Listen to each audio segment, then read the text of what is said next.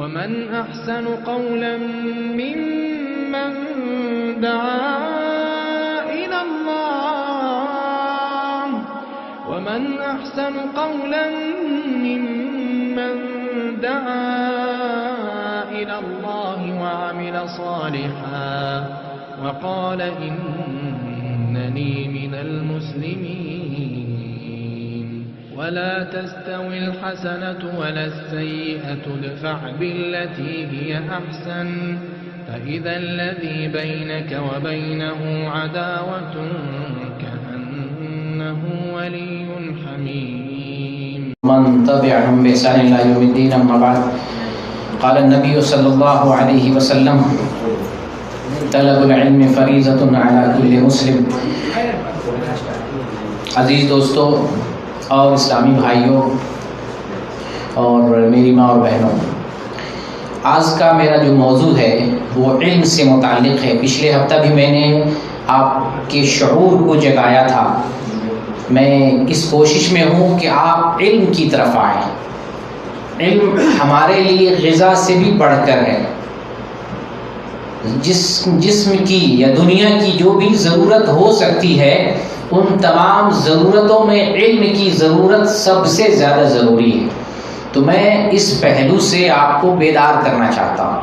میں چاہتا ہوں کہ آپ کے اندر علم سے محبت پیدا ہو، علم کا شوق پیدا ہو. وہ علم جو دین کا علم ہے، شریعت کا علم ہے، جس کا سیکھنا، جس کا جاننا، جس کا معلوم کرنا ہمارے لیے حد ضروری ہے، حد سے زیادہ ضروری ہے.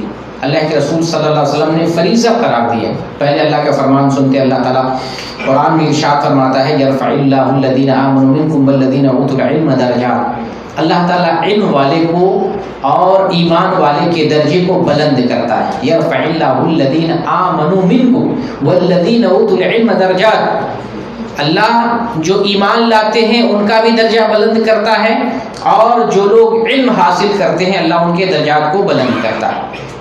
اور رسول اللہ صلی اللہ علیہ وسلم کی حدیث ہے، اور یہ حدیث جو ہے صحیح ہے. شیخ البانی نے اس حدیث کو صحیح قرار دیا ہے. صحیح الجامع کی روایت ہے 3914 نمبر کی. آپ صلی اللہ علیہ وسلم فرماتے ہیں طلب العلم فریضۃ علی کل مسلم. علم کا حاصل کرنا تمام مسلمانوں کا فریضہ ہے. وَإِنَّ طَالِبَ الْعِلْمِ يَسْتَغْفِرُ لَهُ كُلُّ شَيْءٍ حَتَّى الْحِيتَانِ فِي الْبَحْرِ. اور طالب علم کے لیے دنیا کی ہر چیز دعائیں کرتی ہیں، مغفرت طلب کرتی ہیں، حتیٰ کہ سمندر کی مچھلیاں بھی طالب علموں کے لیے مغفرت طلب کرتی ہیں. تو یہ علم کی فضیلت ہے.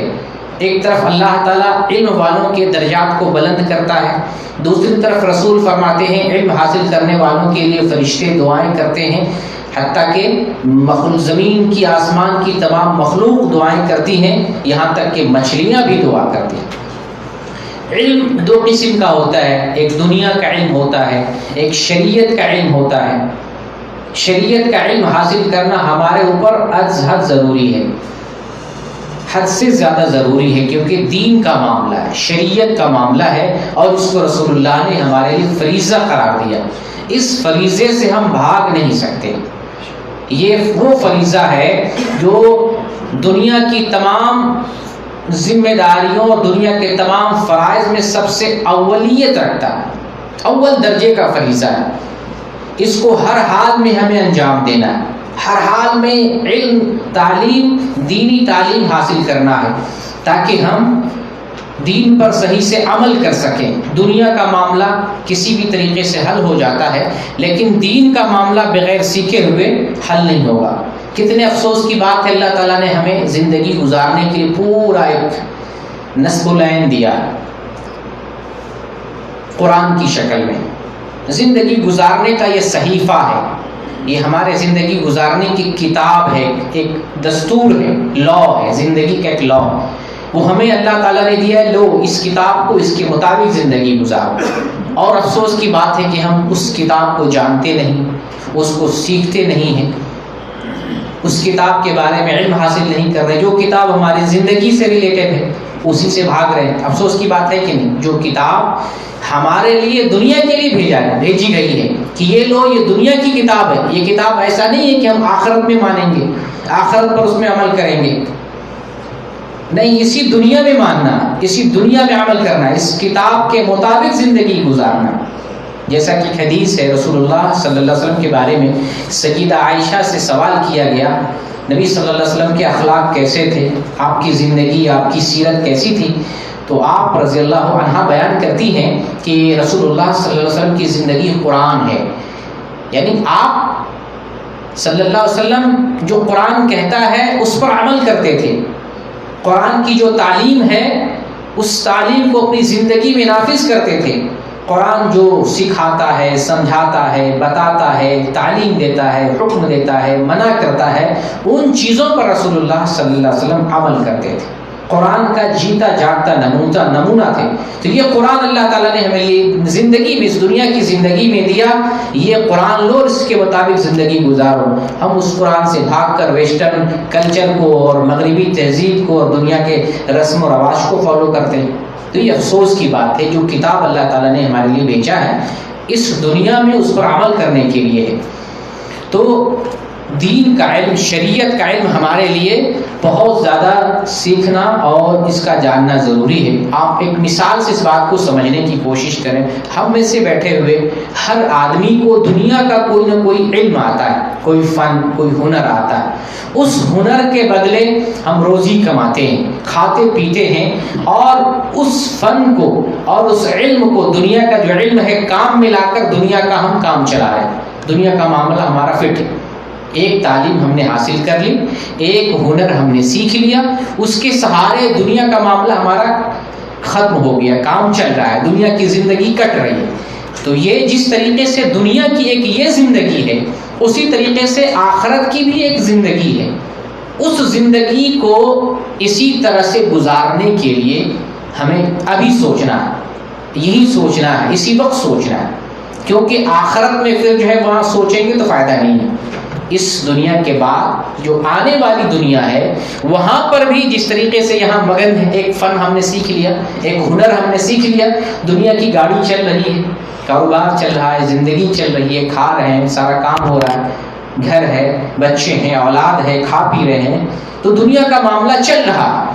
آخرت میں بھی ایک دنیا ہے، اس دنیا کا بھی معاملہ ہمارا اسی طریقے سے چلتا رہے، اس کے لیے یہی سوچنا پڑے گا، یہی عمل کرنا پڑے گا۔ اس کے لیے ضرورت یہ ہے کہ ہم دین کو سیکھیں، دین کی تعلیم حاصل کریں، دین کی جو شریعت کی جو باتیں ہیں اس بات کو ہم حاصل کریں، تاکہ آخرت میں ہم اپنے آخرت کی دنیا کو صحیح سے گزار سکیں، آخرت کی دنیا کو جو ہے صحیح سے چلا سکیں۔ اس طرح سے سوچنے کا مقام یہ ہے کہ جب ہم دنیا میں زندگی گزار رہے ہیں، دنیا کے علوم سے فائدہ اٹھا کر ہم دنیا میں خوش ہیں، کسی طریقے کی کوئی پریشانی نہیں ہے، آنے والی دنیا وہاں پر بھی سکھ اور دکھ ہے، وہاں پر بھی اسی طریقے سے ہمیں سوچنا ہے کہ وہاں پر بھی ہم اچھے طریقے سے زندگی گزاریں۔ تو آپ کے لیے سوچنے کا یہ مقام ہے کہ جب ہم مرتے ہیں، قبر میں جاتے ہیں، وہاں سوالات کیے جائیں گے، من ربک ما دینک من نبیک، تمہارا رب کون ہے، تمہارا دین کیا ہے، تمہارے نبی کون ہیں، یہ سارے سوالات ہوں گے۔ یہ سوال علم ہے نا، اس علم کا جواب کیسے دے گا اور کون دے گا؟ جو علم حاصل کرے گا۔ سوال علم ہوتا ہے، سوال اس سے کیا جاتا ہے جو اسٹوڈنٹ ہوتا ہے، طالب علم ہوتا ہے، جو علم سیکھنے والا ہوتا ہے۔ آپ سے سوال کیا جائے گا، ہم سے سوال کیا جائے گا، تمہارا رب کون ہے، تمہارا دین کیا ہے، تمہارے نبی کون ہے، یہ سوال ہے، یہ علم ہے۔ تو اس علم کو یہاں جاننا ہے، مرنے کے بعد جانیں گے تو پھر قبر میں جواب کیسے دیں گے؟ اس کا جواب یہاں سیکھنا ہے، وہ علم ہمیں یہاں دنیا میں لینا ہے۔ پھر اس کے بعد اللہ سے ہمارا سامنا ہوگا، مقابلہ ہوگا، اللہ کا سامنا ہوگا، وہاں حساب و کتاب کے دن پائی پائی کا اللہ حساب لے گا۔ تم نے جوانی کہاں گزاری، تم نے زندگی کیسے گزاری، تم نے دین کتنا سیکھا، تم نے عمل کتنا کیا، تمہارا معاملہ یہ ہے وہ ہے۔ حساب و کتاب کا تعلق، میتھمیٹکس کا تعلق علم سے ہے۔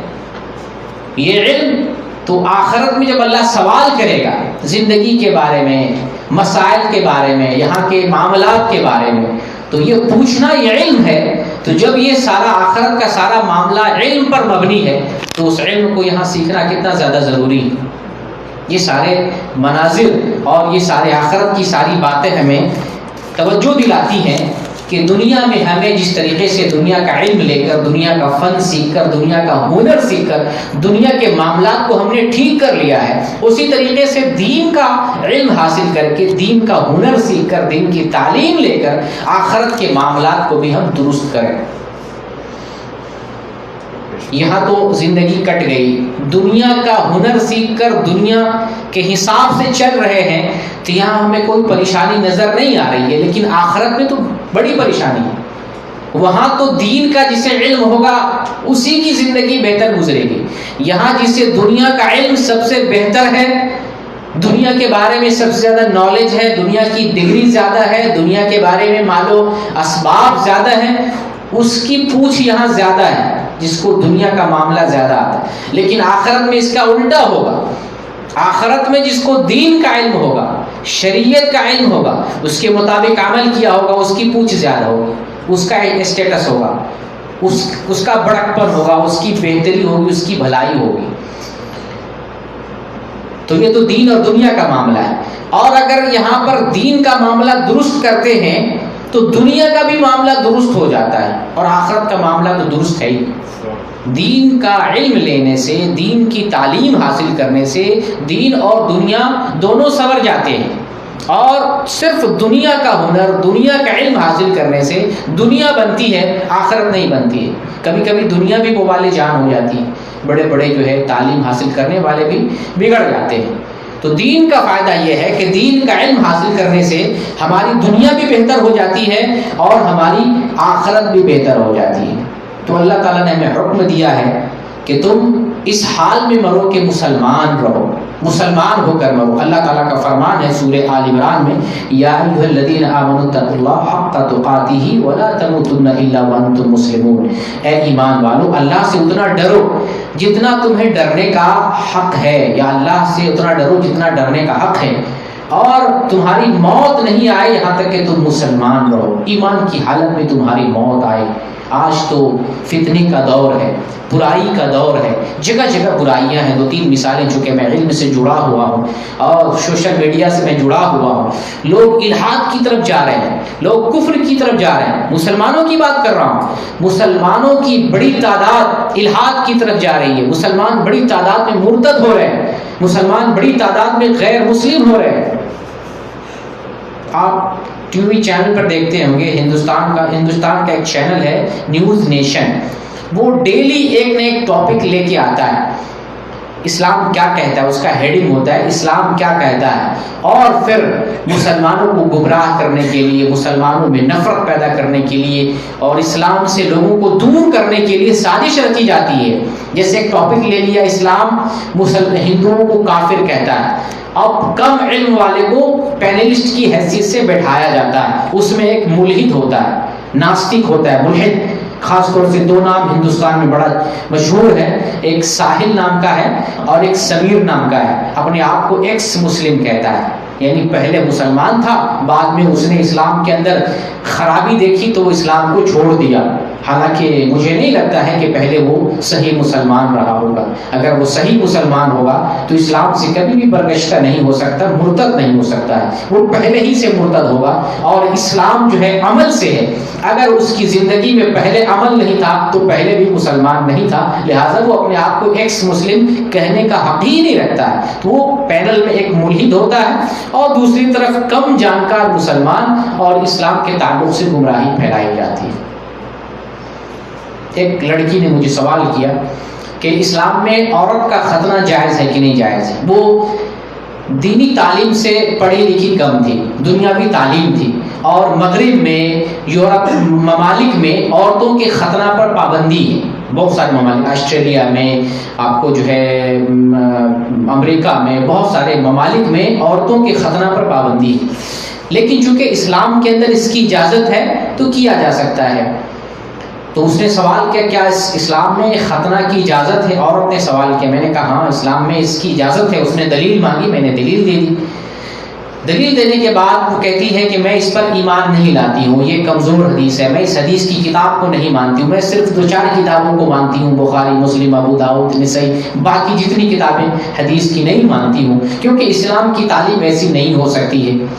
تو ایک مسلمان عورت ہے، وہ دنیا کی تعلیم ہے اور وہ یہ تسلیم کر رہی ہے، وہ یہ کہہ رہی ہے کہ میں ہر حدیث کو نہیں مانوں گی، حدیث کی ہر بات کو نہیں مانوں گی، حدیث کی ہر کتاب کو نہیں مانوں گی، صرف 2-4 کتابوں کو مانتی ہوں۔ تو وہ کہتی ہے کہ جب مغرب کے لوگ، امریکہ والے اس کو غلط کہتے ہیں، اسلام اس کو کیسے صحیح کہہ سکتا ہے؟ تو ہمارا پیمانہ امریکہ نہیں ہے، یورپ کلچر نہیں ہے، مغرب نہیں ہے۔ اسلام نے کسی چیز کو جائز ٹھہرایا ہے تو جائز ہے، ہم اپنی عقل سے اس کو نہیں ناپیں گے۔ ہاں یہ عورت کا معاملہ ہے ختنے کا، یہ جواز کی حد تک ہے، ضروری نہیں ہے، جواز کا مسئلہ ہے، اگر کرے تو کوئی مسئلہ نہیں کرے تو بھی کوئی مسئلہ نہیں۔ اب مغرب کی وجہ سے کوئی مسلمان لڑکی جو ہے بہک رہی ہے، اسلامی پلیٹ فارم سے وہ کھسک رہی ہے، یہ ساری چیزیں جو ہے سوشل میڈیا پہ نظر آ رہی ہیں، لوگ اس طریقے سے اسلام سے جو ہے برگشتہ ہو رہے ہیں، اسلام سے دور ہو رہے ہیں۔ تو ہمیں دیکھنا یہ ہے کہ ہم مسلمان ہیں، کلمہ پڑھنے والے ہیں، اللہ تعالیٰ نے ایک لا دیا ہے، ایک دستور دیا ہے، قرآن دیا ہے، اور ہم قرآن کو جانے بغیر قرآن پہ عمل نہیں کر سکتے ہیں، جبکہ قرآن زندگی کا دستور ہے۔ قرآن ایسا نہیں کہ ہم طاق میں رکھیں، گھر میں رکھیں، لائبریری میں سجانے کے لیے رکھیں، قرآن ایسے اس لیے آیا ہے کہ ہم زندگی میں نافذ کریں، زندگی قرآن کے مطابق ہمیں گزارنا ہے، تو ضروری ہے کہ ہم قرآن کو جانیں، قرآن کو سیکھیں۔ اور پھر آج ہم الحاد کے زمانے میں ہیں، کفر جو ہے چوٹی پر ہے، ارتداد کا مسئلہ ہے، لوگ جو ہے اسلام سے پھر رہے ہیں، اسلام کے خلاف بدگمانی پھیلائی جا رہی ہے۔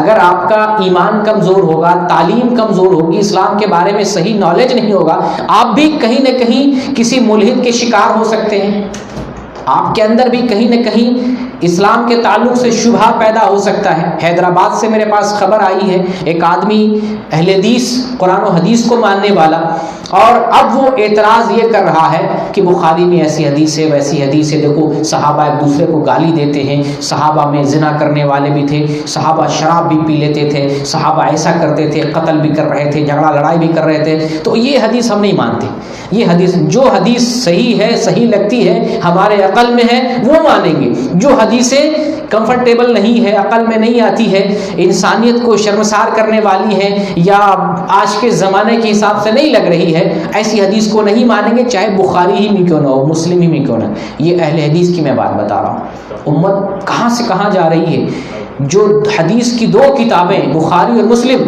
جس کی تمام احادیث کی صحت پر پوری امت کا اجماع ہے، اس کے باوجود عوام اس سے نکل رہی ہے۔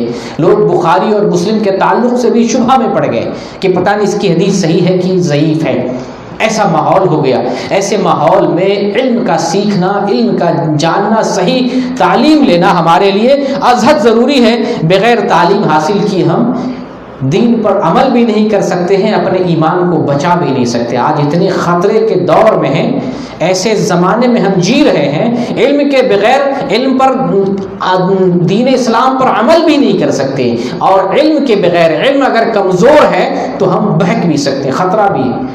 انبیاء کو اللہ تعالیٰ نے صحیفہ دے کر بھیجا، کتاب دے کر بھیجا، علم دے کر بھیجا۔ انبیاء کا سلسلہ دنیا بنائی اللہ نے، ہمیں بنایا، پھر زندگی گزارنے کے لیے قانون دیا اور پیغمبر کے ذریعے بھیجا کہ یہ کتاب ہے، یہ قانون ہے، یہ الہی دستور ہے، اس کے مطابق زندگی گزارو۔ ہر زمانے میں ہر پیغمبر اللہ کی طرف سے علم لے کر آئے، وہ دولت لے کر نہیں آئے، علم لے کر آئے، اور علم چھوڑ کے گئے۔ انبیاء اپنی دولت وراثت کے طور پر نہیں چھوڑتے ہیں، انبیاء اپنے پیچھے جو وراثت چھوڑتے ہیں وہ علم کی وراثت چھوڑتے ہیں۔ تو انبیاء علم لے کر آئے اور علم چھوڑ کے گئے۔ ہمارا کام ہے جو انبیاء لے کر آئے، اللہ کی طرف سے جو آیا ہے دنیا کے اندر، اللہ نے جو بھیجا ہے، تحفہ ہے، ہدیہ ہے، ہمیں اسے لینا ہے، اس کو سیکھنا ہے۔ اس کے بغیر ہم اپنے ایمان کو بھی نہیں بچا سکتے، اس کے بغیر ہم صحیح طریقے سے دین پر عمل بھی نہیں کر سکتے۔ آدم علیہ السلام سے لے کر محمد علیہ السلام تک جتنے پیغمبر آئے سب علم لے کر آئے۔ آدم علیہ السلام کو اللہ نے بنایا، اور بنانے کے بعد سب سے پہلے علم دی ہے۔ اللہ تعالیٰ قرآن میں ارشاد فرماتا ہے وَعَلَّمَ آدَمَ الْأَسْمَاءَ كُلَّهَا، آدم علیہ السلام کو اللہ تعالیٰ نے ہر چیزوں کا نام بتایا، ہر چیزوں کا نام سکھایا، ہر چیزوں کے نام کے بارے میں اللہ تعالیٰ نے علم دیا۔ تو آدم علیہ السلام کو دیا، پھر آدم علیہ السلام کے بعد نوح علیہ السلام کو، موسیٰ علیہ السلام کو، عیسیٰ علیہ السلام کو، محمد صلی اللہ علیہ وسلم کو۔ محمد صلی اللہ علیہ وسلم کے اوپر سب سے پہلی وحی آئی اقرا کے ذریعے، اقرا بسم ربک الذی خلق۔ اے نبی آپ پڑھیے، پڑھنا ہی اس دین اسلام اور شریعت محمدی کا پہلا لفظ ہے، پہلی وحی ہے، اور یہ امت اقرا سے جو ہے دور ہے، علم سے دور ہے۔ اقرا کے ذریعے محمد صلی اللہ علیہ وسلم پر وحی نازل ہوتی ہے، تو محمد صلی اللہ علیہ وسلم بھی دنیا میں علم ہی لے کر آئے، قرآن لے کر آئے، قرآن یہ علم ہے، قرآن چھوڑ کے گئے یہ علم ہے۔ تو قرآن جو علم لے کے آئے، جو علم چھوڑ کے گئے، اسی علم کو ہمیں سیکھنا ہے، حاصل کرنا ہے، تاکہ ہم دین پر صحیح سے عمل کر سکیں، صحیح سے نماز پڑھ سکیں، صحیح سے زکوٰۃ دے سکیں، صحیح سے عمرہ کر سکیں، صحیح سے حج کر سکیں، اور خاص طور سے اپنے ایمان کو بھی بچا سکیں۔ علم کی کمزوری نہ صرف آپ کو عبادت میں، معاملات میں گمراہ کر دے گا، بلکہ علم کی کمزوری کی بنیاد پر آپ جو ہے بہک سکتے ہیں، ملحد کے شکار ہو سکتے ہیں۔ ارتداد کا زمانہ ہے، ہو سکتا ہے کسی کے ہاتھوں اور کسی کے ہاتھ کنڈے کے شکار ہو جائے اور اسلام سے برگشتہ ہو کر کہیں اور چلے جائیں۔ ایسے بڑی تعداد میں، خاص طور سے بڑی تعداد میں لڑکیاں غیر مسلم ہو رہی ہیں، غیر مسلموں کے ساتھ بھاگ رہی ہیں، اپنا ایمان بیچ رہی ہیں، کیونکہ عورتوں میں تعلیم کی کمی ہے۔ مردوں میں چلے، مردوں کا ماحول کیا ہوتا ہے، تعلیم کم ہوتی ہے، پھر بھی اجتماعات میں مرد جاتے ہیں، علماء سے جڑے رہتے ہیں، سوال پوچھتے ہیں، تو اس طریقے سے مردوں کے پاس علم سیکھنے جاننے کا کچھ نہ کچھ ذریعہ ہوتا ہے۔ عورتوں کے پاس علم کی کمی ہے، تعلیم کی کمی ہے، وہ علم نہیں جانتی ہے، وہ اللہ میں اور بھگوان میں فرق نہیں جانتی، وہ سمجھتی ہے اللہ بھی وہی ہے، بھگوان کوئی کہہ رہا ہے تو وہ بھی برابر ہے، دونوں برابر ہے، کسی کو پکارو، عید مناؤ تو بھی فرق نہیں پڑتا ہے، ہولی مناؤ تو بھی کوئی فرق نہیں پڑتا ہے، اللہ کے نام پر ذبح ہو کھا لو اس میں بھی کوئی فرق نہیں پڑتا ہے، غیر اللہ کے نام پہ جھٹکے والا تو بھی کوئی فرق نہیں پڑتا ہے۔ آج وہ زمانہ، عورتوں میں خاص طور سے یہ جہالت پائی جاتی ہے دینی تعلیم نہ ہونے کی وجہ سے۔ لہذا ضرورت ہے گھر کے جو گارجن ہیں، جو بڑے لوگ ہیں، گھر کی عورتوں کو تعلیم دیں، لڑکیوں کو تعلیم دے، تاکہ جو یہ ماحول بن رہا ہے اسلام سے پھرنے کا، برگشتہ ہونے کا، اسلام کی نفرت دل میں پیدا ہونے کا، یہ ماحول تھم جائے، رک جائے، کم از کم مسلمان رہے۔ ہم دوسرے غیر مسلموں کو اسلام میں نہیں لا رہے، کم سے کم ہم مسلمان ہیں، ہم تو اپنی پہچان کو بچا سکے، اپنے ایمان کو بچا سکے اور اپنی کمیونٹی کی حفاظت کر سکے، یہ کم سے کم اتنی ذمہ داری تو ہماری ضرور بنتی ہے۔ اب آپ کو جو ہے میں یہاں ذکر کرنا چاہتا ہوں کہ جو علم، تعلیم، جو دین کی تعلیم ہے، جس کا سیکھنا، جس کا جاننا ہمارے اوپر ضروری ہے، اس کا فائدہ کیا ہے؟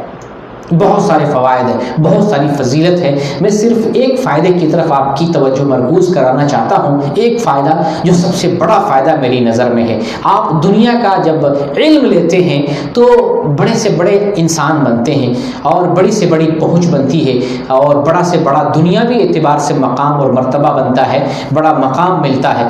لیکن جب آپ دین کی تعلیم حاصل کرتے ہیں تو اس میں یہ مقام ملتا ہے کہ آپ کی پہنچ اللہ تک ہو جاتی ہے۔ دنیاوی اعتبار سے کوئی ڈاکٹر بن جائے، انجینئر بن جائے، لیکن صرف دنیا کا علم ہو، دین کا علم نہ ہو، دنیا کا علم ہو، ڈاکٹر بنا ہے، فلسفی بنا ہے، اسکالر ہے، یا بڑے سے بڑا ریسرچ اسکالر ہے، ریسرچ کرنے والا ہے، اگر دین کی تعلیم نہیں ہے تو اللہ تک نہیں پہنچ سکتا ہے۔ اور راکٹ بنا لے، جہاز بنا لے اور وہ خلا میں سفر کرے، آسمان پہ سفر کرے، چاند پہ پہنچ جائے، اللہ کو نہیں پہچانے گا، اللہ کو نہیں پہچان سکتا، اس خالق کو نہیں پہچان پائے گا جس خالق نے آسمان بنایا، زمین بنایا، چاند بنایا، سورج بنایا۔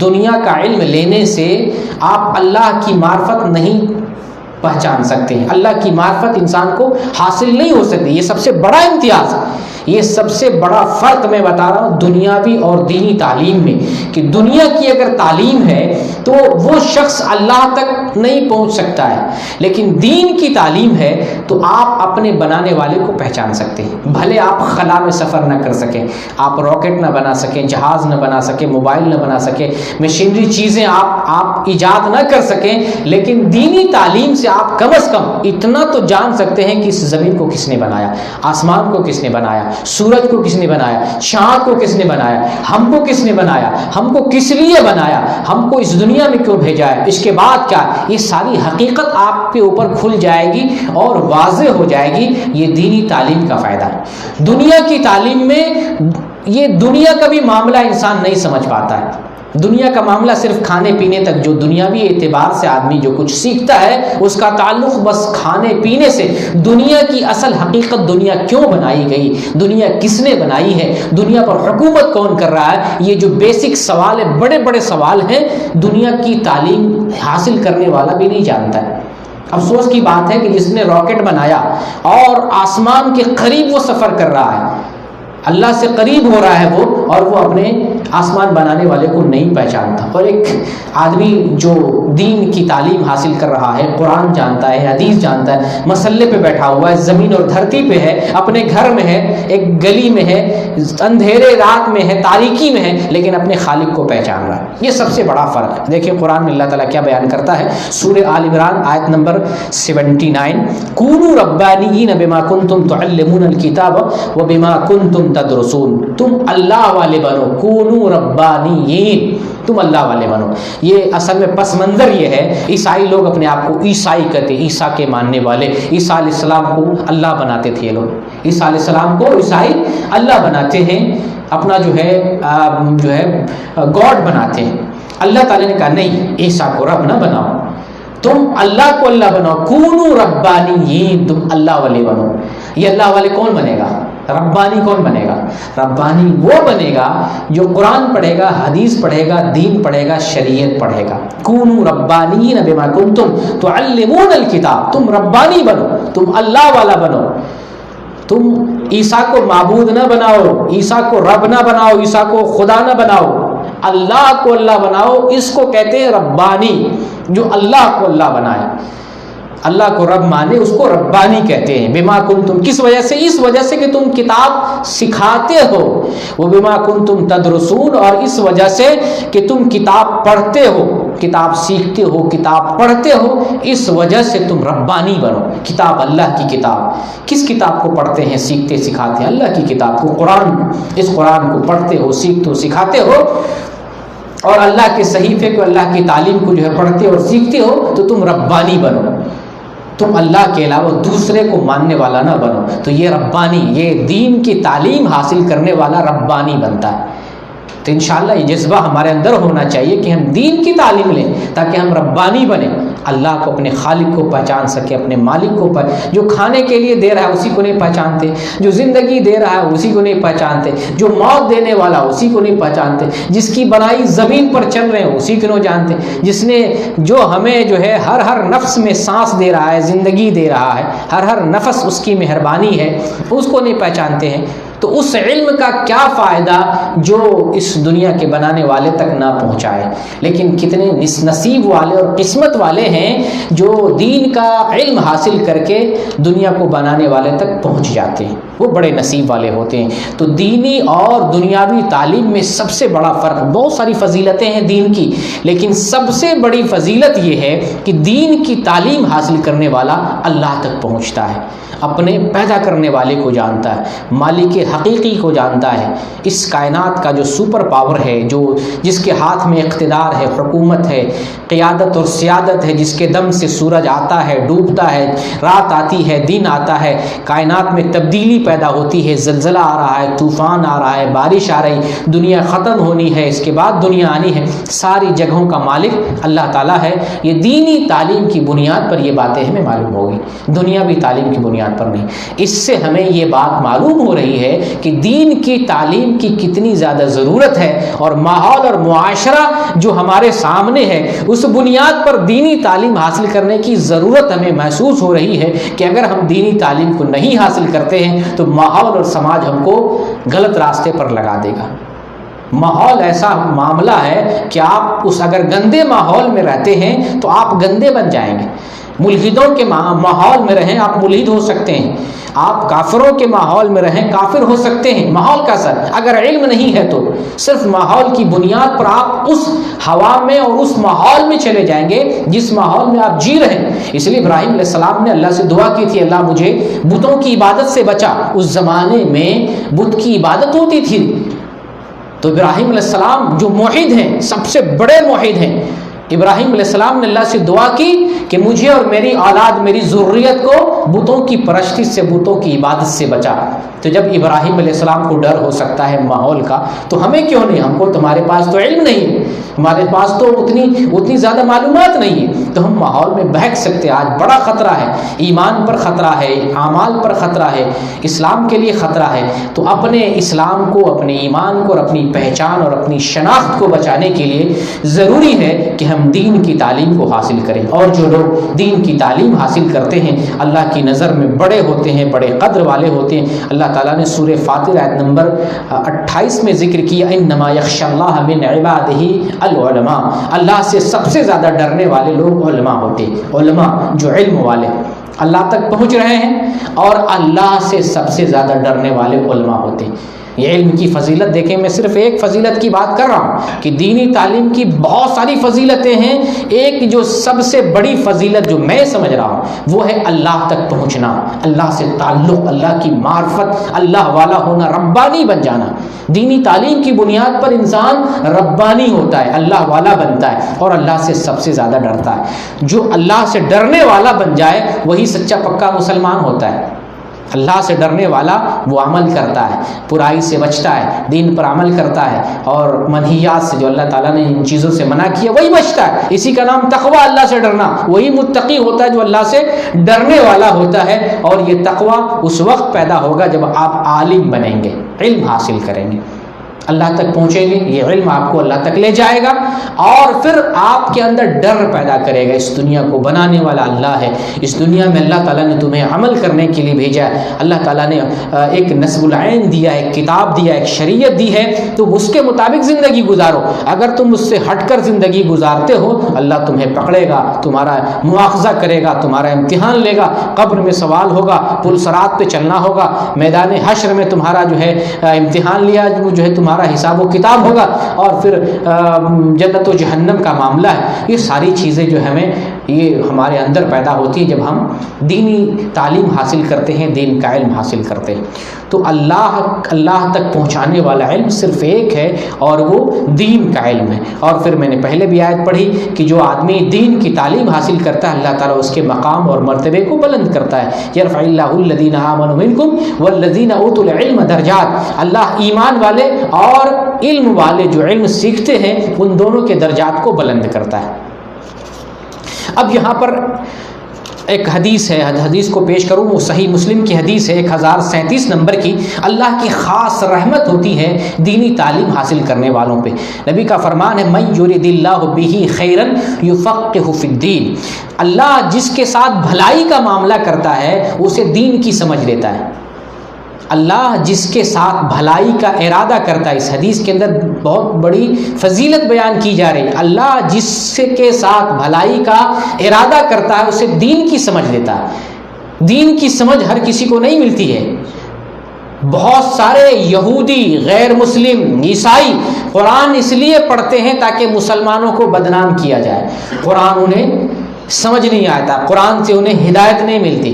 بہت سارے آج کافر لوگ، یہ جو ٹی وی ڈیبیٹ میں ملحدین جو ساحل ہے یا سمیر ہے یا فلاں فلاں لوگ ہیں، یہ لوگ بھی قرآن پڑھ رہے ہیں، حدیث پڑھ رہے ہیں، کس لیے؟ اپنے مطلب کی چیز نکالنے کے لیے، مسلمانوں کو بدنام کرنے کے لیے۔ تو دین کی سمجھ بہت بڑی نعمت ہے۔ قرآن پڑھیں اور سمجھیں نہیں، الٹا معنی نکالیں، قرآن کو بدنام کرنے کا معنی نکالیں، تو اس کا مطلب ہے اللہ کی لعنت ایسے شخص پہ۔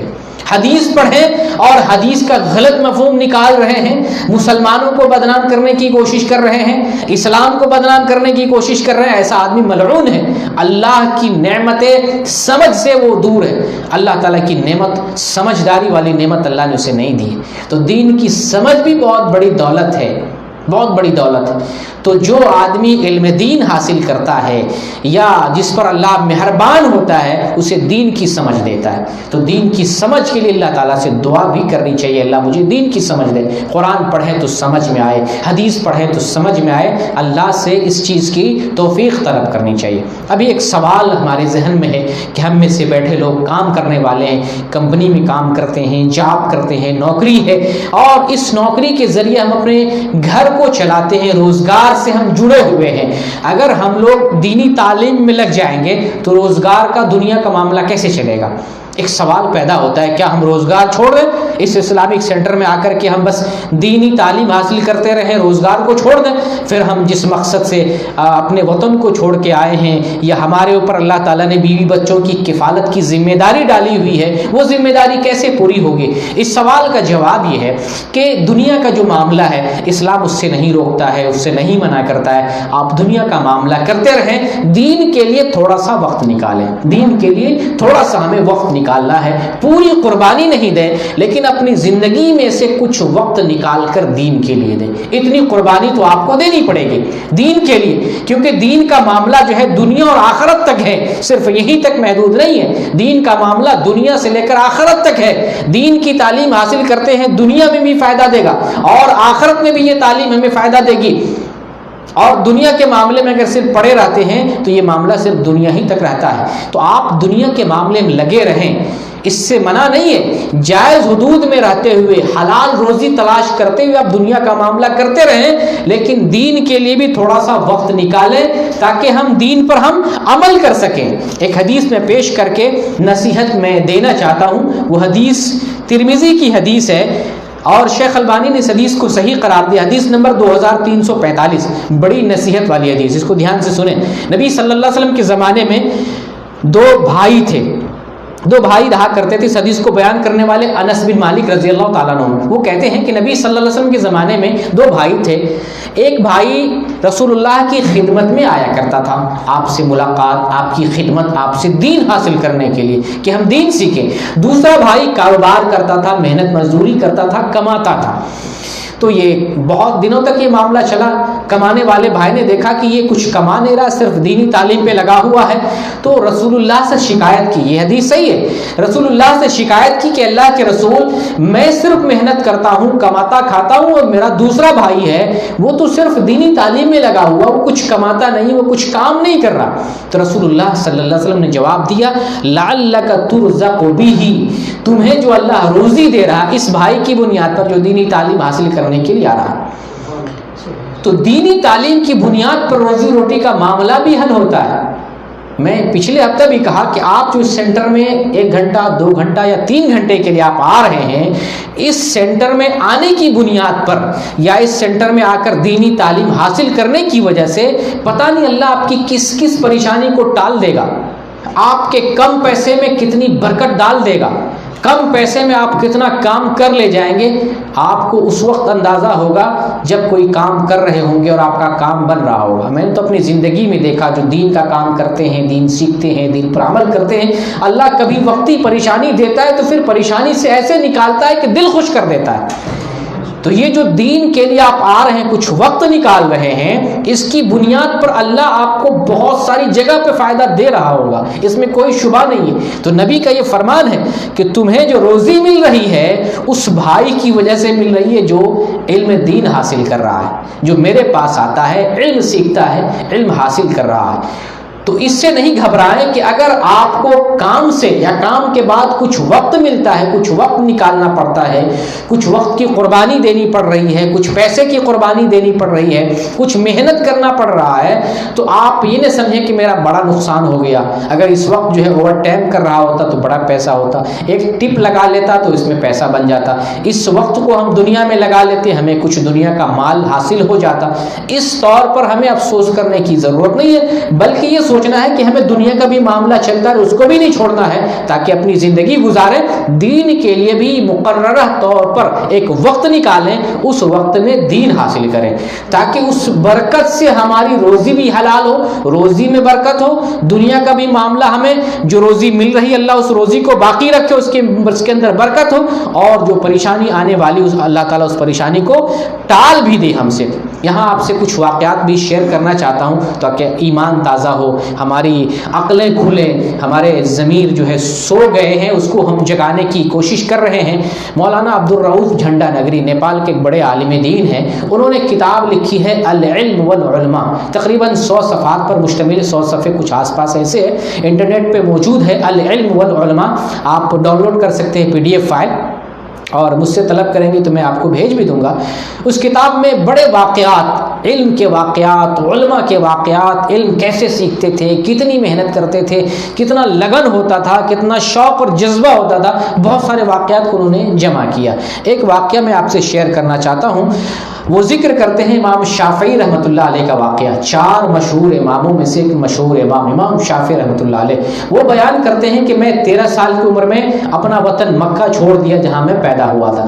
جب میں نکل رہا تھا میرے پاس سامان یا دولت نہیں تھی. 2 یمنی چادر میرے جسم پر، 2 یمنی چادر، سواری بھی نہیں تھی. میں نکل گیا.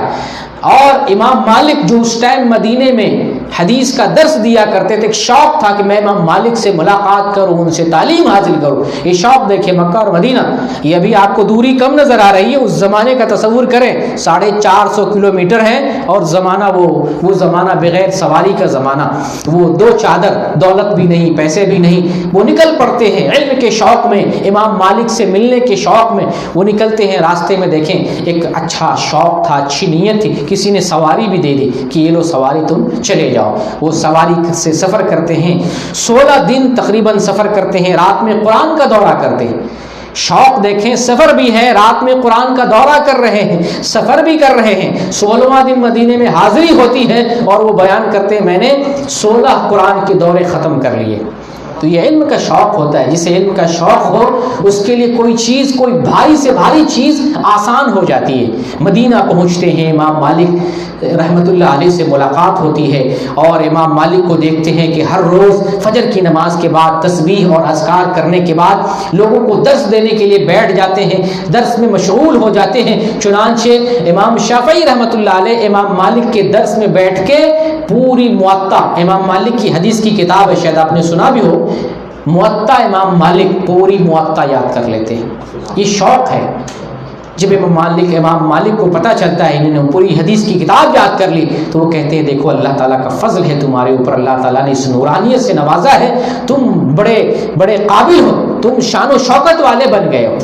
تو علم کا شوق ہوتا ہے تو گھر چھوڑتا ہے، بے یار و مددگار گھر چھوڑ کے نکل پڑتا ہے اور جہاں علم ہو وہاں جاتا ہے اور علم حاصل کرتا ہے. پوری موطا انہوں نے یاد کر لی اور بعد میں امام شافعی رحمۃ اللہ علیہ بنے جو ہے بڑے جو ہے امام مانے جاتے ہیں اور ان کی بڑی تصنیفات ہیں، دین کی بڑی خدمات ہیں. امام شافعی کی کتاب ہے کتاب الام، 15 جلدوں پہ مشتمل یہ کتاب.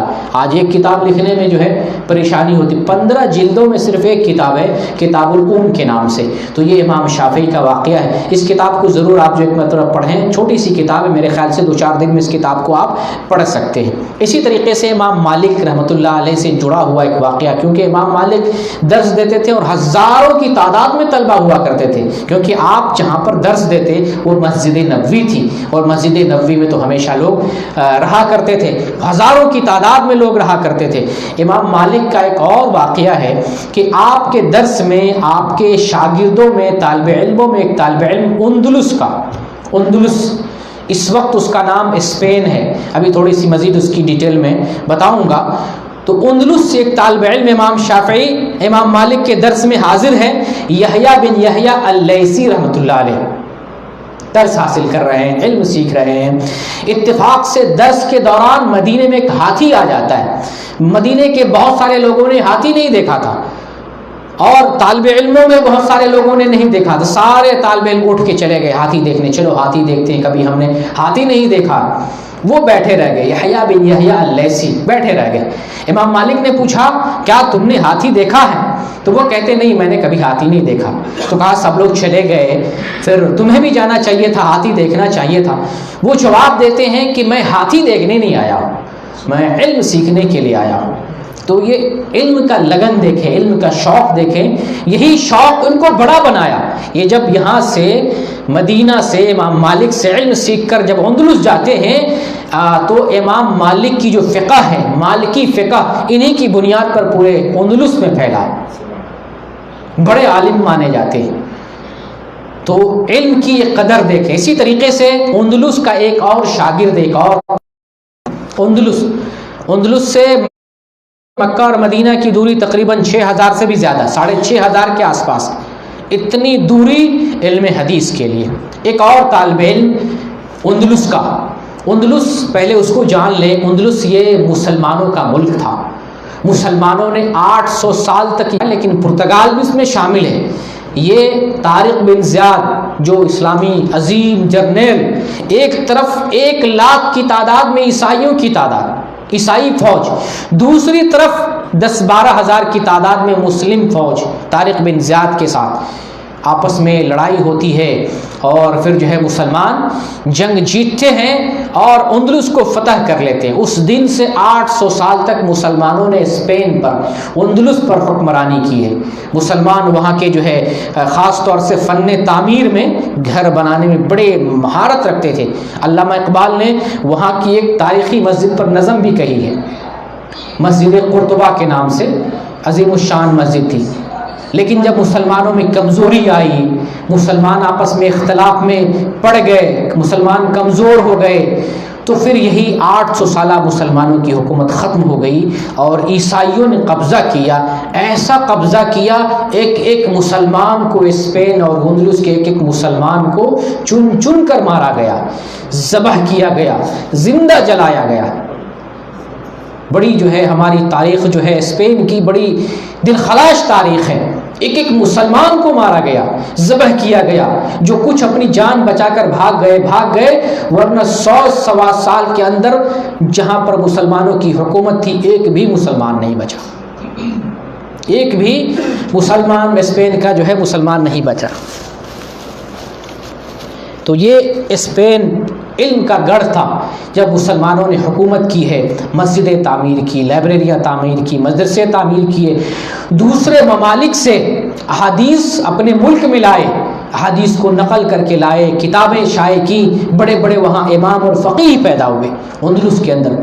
آج ہمارا نام و نشان مٹا دیا گیا، پھر بھی الحمدللہ ابھی کچھ لاکھ میں، 4-5 لاکھ کی تعداد میں ابھی بھی وہاں مسلمان ہوں گے جو بعد میں نئے مسلم ہوئے یا کسی ملک کو چھوڑ کر آئے، لیکن اس وقت ایک مسلمان کو ذبح کیا گیا، ایک مسلمان کو ٹارگٹ کر کے یا تو جبراً عیسائی بنایا گیا یا اس کو موت کے جو ہے موت کی نیند سلا دیا گیا۔ اس اندلس سے ایک اور طالب علم حاصل کرنے کے لیے پیدل سفر کرتے ہیں۔ اس طالب علم کا نام ہے بقی بن مخلد قرطبی رحمۃ اللہ علیہ۔ بقی بن مخلد پیدل سفر کرتے ہیں علم حاصل کرنے کے لیے، اندلس سے سفر کرتے ہیں، بغداد جاتے ہیں۔ یہ دوریاں تقریباً 5000 کلومیٹر کی ہیں، پیدل سفر کر رہے ہیں۔ مقصد کیا ہے؟ انہوں نے کوئی محدث ہیں، حدیث ان کے پاس ہے، اللہ کے رسول کی تعلیم ان کے پاس ہے، ان سے تعلیم حاصل کرنے کے لیے اندلس سے پیدل بغداد آتے ہیں، 5000 کلومیٹر کا سفر کرتے ہیں۔ اندلس آئے اور بغداد آئے تو معلوم کیا تو پتہ چلا کہ بادشاہ وقت نے امام احمد بن حنبل کو درس دینے سے منع کر دیا ہے۔ امام احمد بن حنبل درس نہیں دے سکتے تھے، منع کر دیا گیا، تو حکومت نے پابندی لگائی تھی، ان کو تکلیف پہنچی، پریشان ہوا کیسے کیا معاملہ ہو۔ پھر ٹہلتے ٹہلتے ایک درس میں گیا، ایک بہت بڑے امام تھے جرح و تعدیل کے، یعنی جرح و تعدیل کے امام کا مطلب محدثین کی ایک قسم ہے جو راوی پر حکم لگاتے ہیں، فلاں راوی ضعیف ہے، فلاں راوی ثقہ ہے، فلاں راوی صدوق ہے، یعنی راوی پر حکم لگایا۔ وہ تھے امام یحییٰ بن معین رحمۃ اللہ علیہ۔ ایک جگہ جو ہے محدثین اور لوگوں کے بارے میں بیان کر رہے تھے، وہ بھی درس میں حاضر ہوئے، بہت سارے سوالات کیے، ان میں سے ایک سوال یہ بھی تھا کہ آپ کی نظر میں امام احمد بن حنبل کیسے ہیں؟ وہ کہتے ہیں وہ تو بڑے پائے کے ہیں، مجھ سے بھی بڑے ہیں، بڑے ثقہ ہیں، ان سے تعلیم حاصل کرنا چاہیے۔ بہرکیف وہ جو ہے پھر ان کے اندر مزید شوق پیدا ہو جاتا ہے، جب یہ سنتے ہیں کہ امام احمد بن حنبل پائے کے ہیں، ان سے بھی بڑے ہیں، پھر شوق پیدا ہوتا ہے۔ علم سیکھنے کے لیے امام احمد بن حنبل کے گھر پہ جاتے ہیں، وہاں گئے، دستک دی، امام احمد بن حنبل بلاتے ہیں، دروازے کے اندر کر لیتے ہیں، کیا بات ہے؟ ہو سکتا ہے حکومت کا کوئی کارندہ آئے اور مصیبت میں پھنس جائے، کیا مسئلہ ہے؟ وہ کہتے ہیں میں بہت دور سے آیا ہوں، علم سیکھنے کے لیے آیا ہوں، آپ کا نام سن کر آیا ہوں۔ پوچھا کتنی دور سے آئے ہو؟ وہ کہتے ہیں بہت دور سے۔ سوال کرتے ہیں کہاں سے آئے؟ افریقہ سے۔ تو بولتے نہیں، اس سے بھی دور، ہم اندلس سے آئے ہیں۔ تو امام احمد بن حنبل کہتے ہیں جب اتنی دور سے آئے ہو، اتنا شوق ہے ان کا، تو میرے اوپر تو تو ضروری بنتا ہے میں تمہیں تعلیم دوں، لیکن حکومت نے پابندی لگائی ہے میں کسی کو تعلیم نہیں دے سکتا، اس مسئلے کو کیسے حل کیا جائے؟ تو خود وہی کہتے ہیں، بقی بن مخلد، علم کا شوق دیکھیں، علم حاصل کرنے کا شوق، وہ کہتے ہیں کہ میں روزانہ آپ کے پاس آؤں گا اور فقیر کا لباس، پھٹا چٹا لباس لگا کر آؤں گا، فقیر کا لباس ہوگا، لوگ سمجھیں گے یہ بھیک مانگنے والا ہے، فقیر اور کوئی سائل ہے، اس بہانے سے میں آپ کے دروازے کے پاس آؤں گا، آپ ایک دو حدیث سنا دیں گے، پھر میں چلا جاؤں گا۔ وہ اس طریقے سے ایک سرائے میں جو ہے ٹھہرے، اور سرائے میں دیکھیے اللہ کی مہربانی، سرائے والے نے فری کر دیا، فری رہو، بغیر پیسے کے رہو، علم سیکھنے کے لیے وہ سائل کا لباس لگا کر علم سیکھنے کے لیے امام احمد بن حنبل کے پاس آتے، روزانہ ایک دو حدیث یاد کر لیتے، پھر واپس چلے جاتے۔ اس طرح سے کرتے کرتے 300 احادیث انہوں نے یاد کر لی، 300 حدیث، یہ بھکاری کی صورت میں۔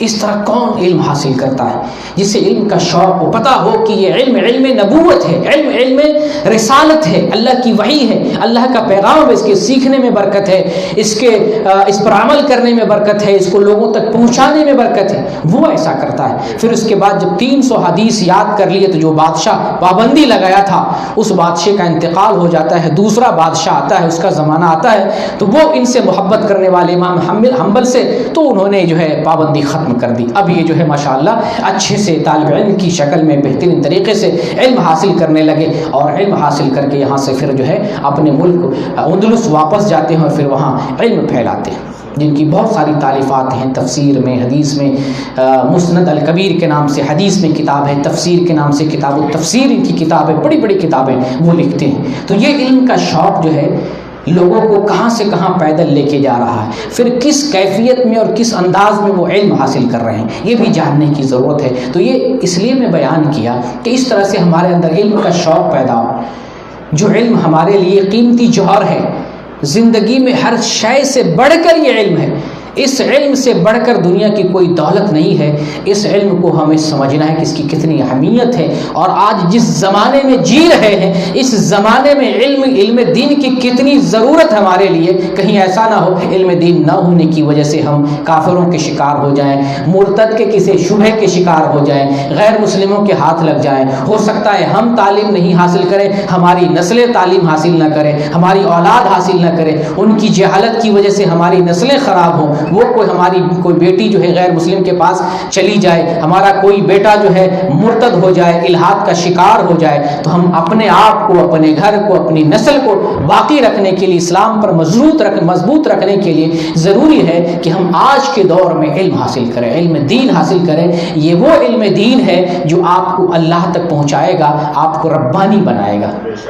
اللہ تعالیٰ سے دعا کرتے ہیں اللہ تعالیٰ ہمارے اندر علم کی محبت پیدا کر دے، اور ہمیں اسی طریقے سے ہمیں توفیق دے، اور وقت میں اس طرح سے برکت دے کہ ہم وقت نکال کر علم دین حاصل کرنے کے لیے آئیں۔ علم کے لیے اللہ تعالیٰ علم حاصل کرنے کے لیے ہمارے اندر کوئی عذر نہ پیدا کر دے، ہمیں کوئی بہانہ بنانے کا راستہ ہمیں نہ ملے۔ اے اللہ ہمیں علم کے سیکھنے کے لیے تو آسانی پیدا کر سکتا ہے، علم سیکھنے کے لیے ہمارے لیے تو آسانی پیدا کر دے، علم سیکھنے کی توفیق دے، اس علم کو ہم سیکھیں، اور اس علم کو اپنے گھر والوں تک، اپنے رشتہ داروں تک، اپنے محلے والوں تک، جہاں جہاں جن لوگوں سے بھی ہمارا رابطہ ہے، ہم اس علم کو دوسروں تک بھی پہنچانے کی کوشش کریں۔ اس بات کی ہمیں توفیق دے، آمین۔ وآخر دعوانا ان الحمد للہ رب العالمین۔